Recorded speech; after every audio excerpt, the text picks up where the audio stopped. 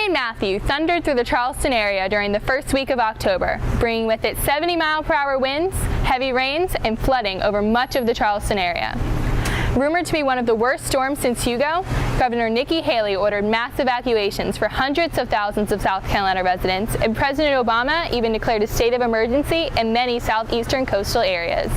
However, some Charlestonians decided to weather the storm in order to protect their homes. Well, Matthew, one of the strongest storms that we've seen. It stayed a Category 3, a major hurricane, longer or as long as many other storms have.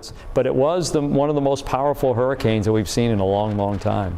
You know, it's interesting in terms of how bad that I think it was going to be. Hurricanes have a mind of their own. But when it started to come our way and I started to see that the winds were starting to die down and there was a difference in the pressure, more high pressure than low pressure, I started feeling a lot more confident that it was going to hit us at a 2 or a 1. I've talked to a lot of folks and they said they would rather, if they can leave and they have somewhere to go, they'd rather just go and not have to worry about it. So I think that was the mindset for many people, that even if my home wasn't damaged, I just don't even want to be a part of that. I want to get out and be safe and have electricity and have all the necessities, as opposed to going through a time where you lost power for days.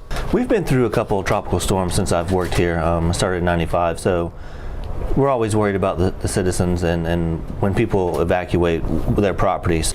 A number of residents in Mount Pleasant community Hamlin Plantation disregarded evacuation orders and took to social media to connect with neighbors who also stayed behind. My whole thing just was based on a Facebook post. I said, hey, I'm crazy enough to stay. And that's when all of a sudden the floodgates opened up and a lot of people were just like, well, we're going to stay. And I said, okay, well, let's organize. Let's go ahead and organize and let's meet over at the clubhouse. And I saw on social media where they were doing that, and at that point I let them know that we were here for them if they needed it or if they saw something going on.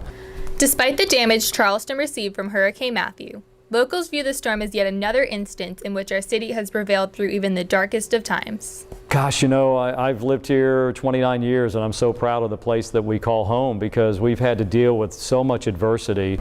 This whole area is a close-knit community. They know the tightness that we have. It's been great to see how we react compared to other cities around the nation. You know, life's too short.